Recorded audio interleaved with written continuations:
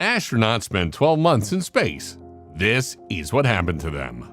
Scientists are on a mission to populate Mars, but first, they need to understand the effects of space on the human body.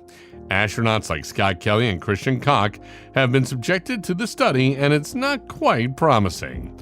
So what negative effects does space have? How long does this effect last? Most importantly, can we survive in space for years? Let's find out. As of 2022, more than 600 people have been to space.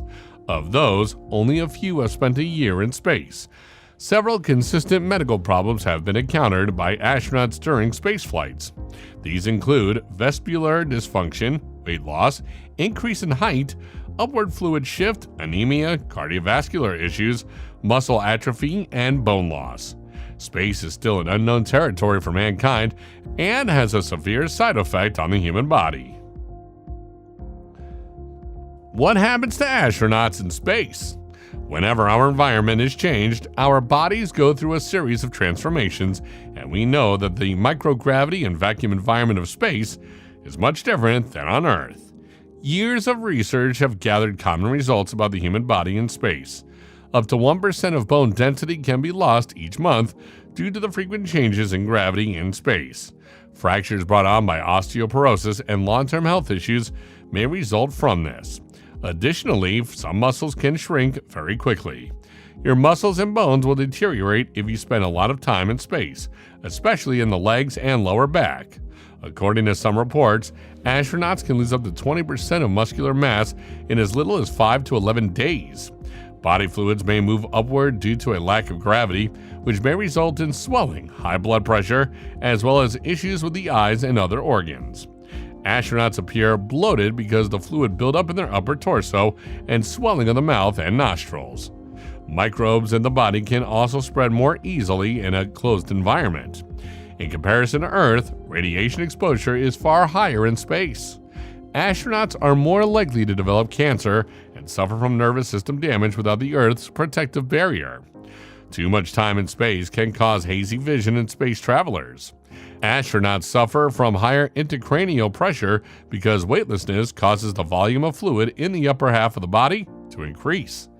The optic nerve may slightly be compressed, and the backs of the eyes may become more compressed, increasing pressure. A 2012 study that used MRI scans of astronauts who had returned to Earth after spending at least 1 month in space found this impact.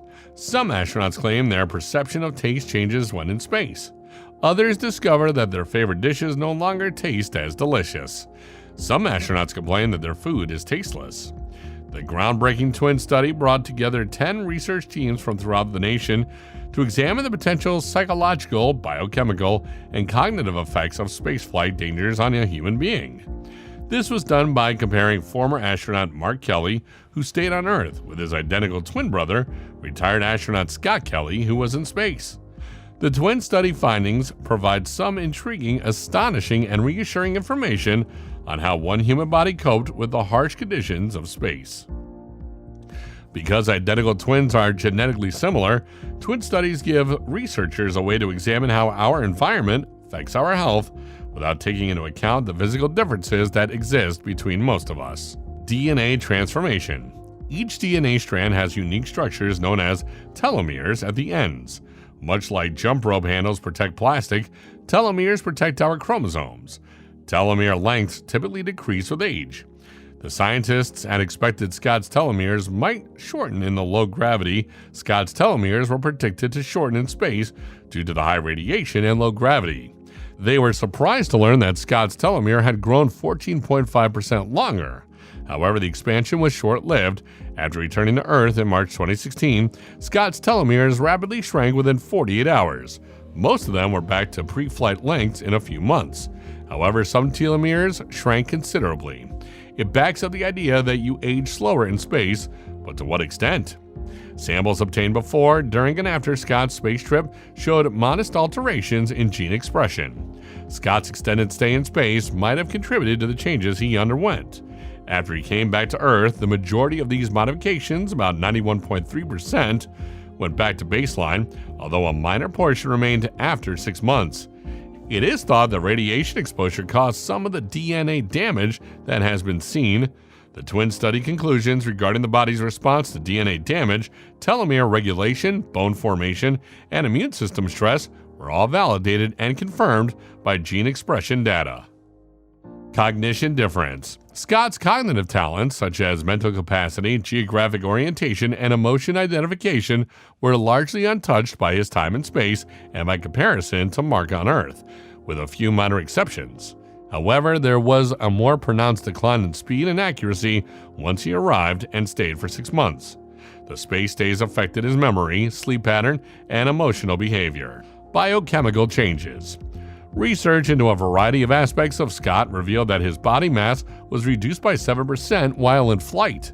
His bone breakdown and bone reformation cycles were faster during the first 6 months of his time in space, but they slowed down during the second half of his time in space when his activity volume was reduced.